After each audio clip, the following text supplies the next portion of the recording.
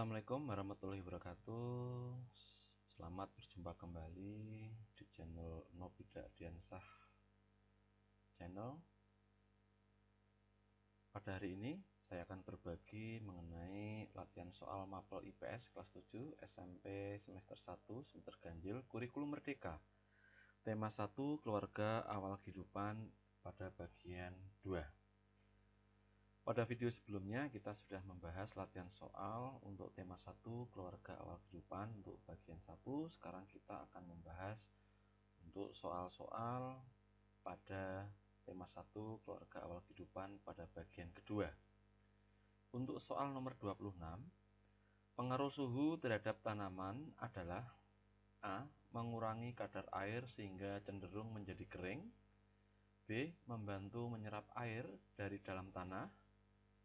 C. Membantu dalam melembabkan tanaman. D. Membatasi hilangnya air. Jawabannya adalah A. Untuk pembahasan, ya, jadi jawabannya adalah A. Mengurangi kadar air sehingga cenderung menjadi kering. Untuk pembahasan, pengaruh suhu pada kadar air tanaman. Suhu yang tinggi dapat meningkatkan penguapan air dari tanaman dan tanah. Proses yang dikenal sebagai transpirasi. Akibatnya, tanaman dapat kehilangan lebih banyak air yang dapat mengakibatkan penurunan kadar air dalam tanaman dan menyebabkan tanaman menjadi kering. Jadi, jawaban yang benar adalah A. Mengurangi kadar air sehingga cenderung menjadi kering. Selanjutnya anak-anak hebat, untuk soal nomor 27, kemampuan udara dalam mengandung uap air disebut A. Kelembapan, B. Suhu, C. Iklim, D. Cuaca. Jawabannya adalah A. Kelembapan. Pembahasannya, kelembapan mengacu pada kandungan uap air dalam udara. Ini mencerminkan seberapa banyak uap air yang terdapat dalam atmosfer pada suatu waktu. Kelembapan atmosfer sangat berpengaruh terhadap kondisi cuaca dan iklim. Jadi jawabannya untuk soal nomor 27 adalah A, yaitu kelembapan. Selanjutnya, untuk soal nomor 28, tingkat kelembapan udara dipengaruhi oleh A. Kandungan jumlah air dalam tanaman, B. Kandungan jumlah uap air dalam udara, C. Kandungan air yang dibutuhkan tanaman dalam proses fotosintesis, D. Kandungan air dan mineral yang terdapat dalam tanaman. Jawabannya adalah B. Kandungan jumlah air dalam udara. Pembahasannya, kandungan jumlah uap air dalam udara, tingkat kelembapan udara mencerminkan seberapa banyak uap air yang terdapat dalam atmosfer. Jika udara mengandung banyak uap air, kelembapan udara tinggi. Jika udara mengandung sedikit uap air, kelembapan udara rendah. Jadi jawabannya yang benar adalah B. Kandungan jumlah uap air dalam udara. Selanjutnya, untuk soal nomor 29. Kelembapan udara dapat berpengaruh terhadap tanaman. Adapun pengaruhnya adalah A. Mengeluarkan air, B. Membatasi hilangnya air, C. Menyerap air, D. Menghasilkan titik-titik air.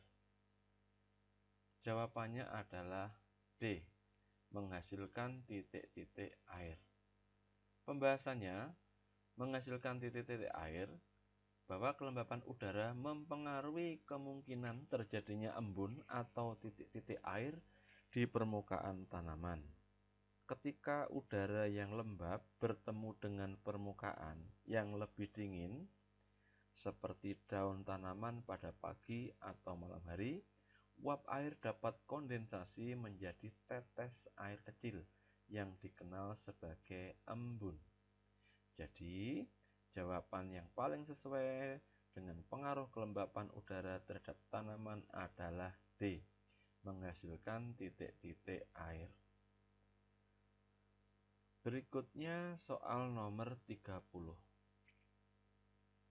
Pergerakan alami udara yang sejajar dengan permukaan bumi disebut A. Arus, B. Angin, C. Debit, D. Curah hujan.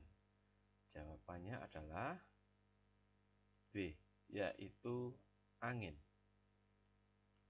Pembahasannya, angin adalah pergerakan udara yang terjadi secara horizontal di sepanjang permukaan bumi. Angin dapat disebabkan oleh perbedaan suhu, tekanan udara, dan variasi kelembapan di berbagai wilayah. Jadi, jawaban yang benar adalah B, angin. Selanjutnya, untuk soal nomor 31. Intensitas air hujan yang jatuh ke permukaan bumi akibat kondensasi selama periode waktu tertentu disebut A. Arus, B. Angin, C. Debit, D. Curah hujan. Jawabannya adalah D. Curah hujan. Pembahasannya, curah hujan adalah ukuran jumlah air hujan yang jatuh ke permukaan bumi dalam suatu wilayah selama periode waktu tertentu. Ini mencakup intensitas hujan dan total volume air yang turun selama periode waktu tertentu. Jadi, jawaban yang benar adalah D, curah hujan. Soal nomor 32, anak-anakku hebat. Salah satu faktor terjadinya angin adalah A. Perbedaan suhu suatu tempat, B. Perbedaan wilayah geografis, C. Perbedaan tekanan atmosfer dari suatu tempat dengan tempat lainnya, D. Perbedaan kualitas udara suatu tempat satu dengan lainnya. Jawabannya kita lihat adalah C, yaitu perbedaan tekanan atmosfer dari satu tempat dengan tempat lainnya. Pembahasannya, perbedaan tekanan atmosfer angin terjadi sebagai respon terhadap perbedaan tekanan atmosfer di berbagai lokasi. Perbedaan tekanan ini dapat disebabkan oleh perbedaan suhu yang menyebabkan perbedaan densitas udara dan tekanan udara. Jadi, jawaban yang benar adalah C, perbedaan tekanan atmosfer dari satu tempat dengan tempat lainnya. Berikutnya soal nomor 33. Berikut ini yang menjadi pengaruh angin terhadap tanaman adalah A. Membantu proses penyerbukan alami, B. Mengurangi kadar air, C. Membantu proses fotosintesis, D. Jawaban A dan B benar. Kita lihat jawabannya adalah D, yaitu A dan B benar. Membantu proses penyerbukan alami dan mengurangi kadar air. Pembahasannya, membantu proses penyerbukan alami, angin dapat membantu penyerbukan alami pada tanaman, terutama pada tanaman yang bergantung pada angin untuk penyerbukannya. Beberapa tanaman memiliki bunga yang mengandung serbuk sari yang dapat tersebar melalui angin untuk mencapai bagian betina bunga dan menghasilkan buah. Kemudian mengurangi kadar air. Angin yang kencang dapat meningkatkan penguapan air dari permukaan tanah dan tanaman, mengakibatkan penurunan kadar air dalam tanaman. Ini dapat menjadi faktor yang berpengaruh terhadap pada kondisi cuaca yang panas dan kering. Jadi, jawaban untuk soal nomor 33 adalah D. A dan B benar. Oke, selanjutnya nomor 34. Curah hujan dapat berpengaruh terhadap tanaman. Salah satu di antaranya adalah A. Meningkatkan kadar air, B. Mengikis tanaman. C. Menjaga kontur tanah. D. Jawaban A dan B benar. Kita lihat jawaban untuk soal nomor 34 adalah D. Pembahasannya meningkatkan kadar air. Curah hujan menyediakan sumber air bagi tanaman. Hujan yang mencukupi dapat meningkatkan kadar air dalam tanah, memungkinkan tanaman untuk mengakses air yang diperlukan untuk pertumbuhan dan perkembangan. Yang kedua, mengikis tanah. Curah hujan yang tinggi, terutama jika terjadi dalam intensitas yang tinggi atau dalam waktu yang lama, dapat menyebabkan erosi tanah. Air hujan dapat mengikis lapisan tanah, membawa partikel tanah dan unsur hara, dan dapat merusak struktur tanah. Erosi tanah yang signifikan dapat menjadi masalah bagi pertanian dan tanaman. Jadi, jawaban yang paling sesuai adalah D, yaitu jawaban A dan B benar. Baik anak-anak sekalian, sebelum memasuki soal berikutnya, jangan lupa yang belum subscribe silakan untuk tekan tombol subscribe, kemudian berikan like dan komen. Baik, saya lanjutkan. Soal nomor 35. Posisi suatu wilayah yang didasarkan pada struktur geologi atau susunan batuan di sekitarnya disebut A. Letak absolut. B. Letak relatif. C. Letak geografis. Dan D. Letak geologis. Mari kita lihat jawabannya. Jawabannya adalah D. Letak geologis. Pembahasannya, letak geologis mencerminkan posisi suatu wilayah berdasarkan struktur geologi, jenis batuan, dan karakteristik geologis lainnya di sekitarnya. Informasi ini memberikan gambaran tentang sifat fisik dan geologis wilayah. Jadi, jawaban yang benar adalah D, letak geologis. Selanjutnya soal nomor 36, anak-anak.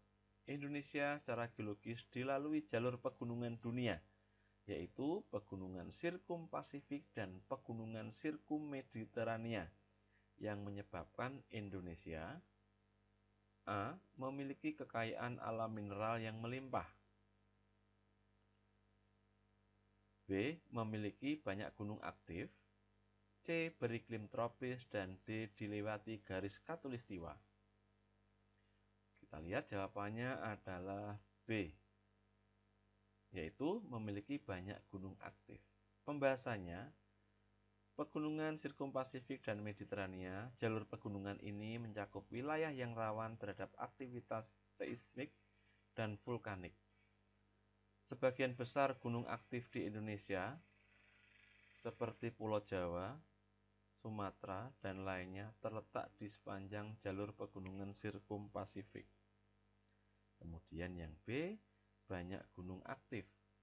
Kehadiran jalur pegunungan ini di Indonesia berkontribusi pada banyaknya gunung api aktif di negara ini.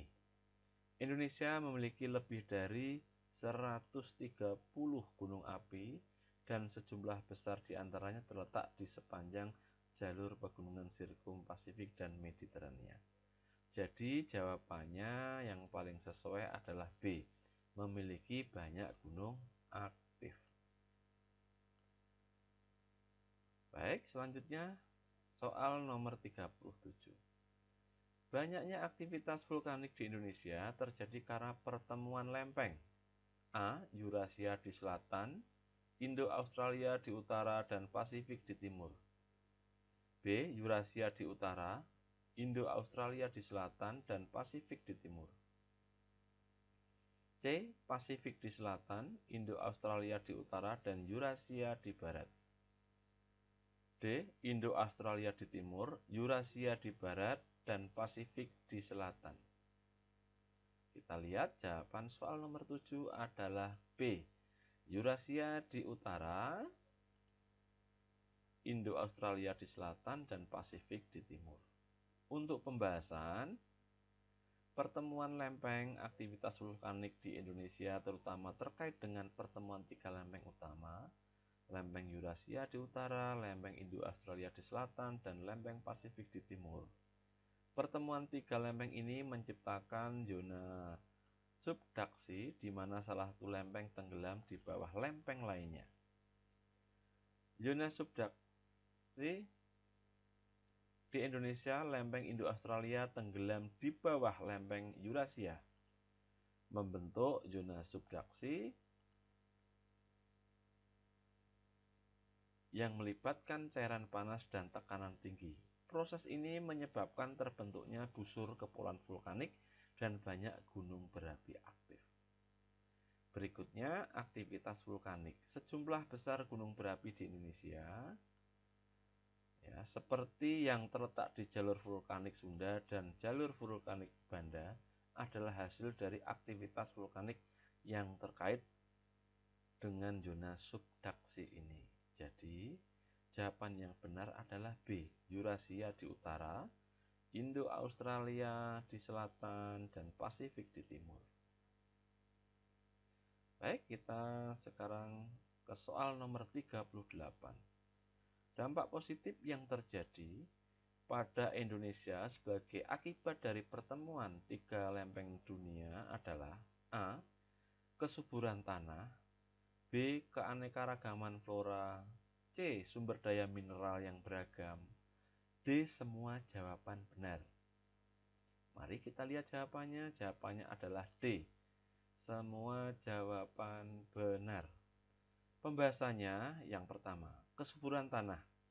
Pertemuan lempeng tektonik dapat menyebabkan aktivitas vulkanik Indonesia memiliki banyak gunung berapi karena letaknya yang berada di cincin api Pasifik. Erupsi vulkanik dapat melepaskan mineral dan nutrisi ke tanah, meningkatkan kesuburan tanah.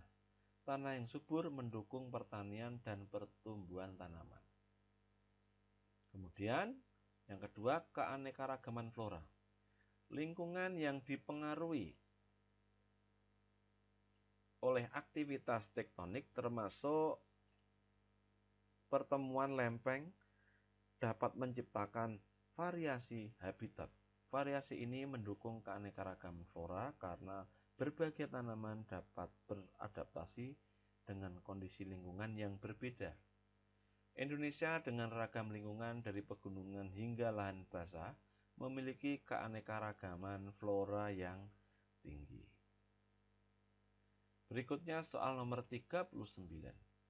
Dampak negatif dari aktivitas 3 lempeng dunia bagi Indonesia adalah A. Banjir rob yang merendam wilayah pesisir, B. Sering terjadi gempa bumi, C. Iklim yang tidak menentu, D. Perubahan suhu yang drastis. Kita lihat jawaban soal nomor 39 adalah B. Seiring terjadi gempa bumi. Pembahasannya, pertemuan 3 lempeng, aktivitas 3 lempeng Eurasia, Indo-Australia, dan Pasifik di Indonesia menciptakan zona subduksi yang menyebabkan banyak gempa bumi dan aktivitas vulkanik. Yang kedua, gempa bumi. Indonesia terletak di jalur api Pasifik yang rawan gempa bumi karena adanya zona subduksi. Gempa bumi seringkali terjadi akibat pergeseran lempeng di bawah permukaan laut. Jadi, jawaban yang paling sesuai adalah B, sering terjadi gempa bumi. Anak-anak sekalian, sekarang kita memasuki soal nomor 40. Berikut ini adalah hal-hal yang dapat dilakukan untuk mengurangi resiko gempa bumi, kecuali A. Konstruksi bangunan yang tahan gempa, B. Memahami cara evakuasi mandiri dan mempelajari status peringatan dini, C. Membuat tanggul laut yang mampu menangkal tsunami, D. Mengembangkan sistem pemantauan agar siap menghadapi bencana. Kita lihat jawabannya adalah C. Membuat tanggul laut yang mampu menangkal tsunami. Pembahasannya, membuat tanggul laut yang mampu menangkal tsunami Meskipun pembangunan infrastruktur seperti tanggul laut dapat membantu melindungi wilayah dari tsunami, opsi ini seringkali melibatkan teknologi dan konstruksi yang rumit dan bukanlah tindakan yang dapat dilakukan secara individu oleh masyarakat umum. Jadi, jawaban yang paling sesuai adalah C. Membuat tanggul laut yang mampu menangkal tsunami. Ini tadi anak-anak hebat, soal untuk kelas 7 semester 1, tema 1. Temanya adalah kehidupan awal keluarga awal kehidupan. Untuk bagian yang kedua, jangan lupa untuk soal berikutnya tema 1 bagian kedua, silakan buka channel YouTube Nobida Ardiansah Channel. Jangan lupa untuk subscribe, like, dan komen ya. Terima kasih. Wassalamualaikum warahmatullahi wabarakatuh.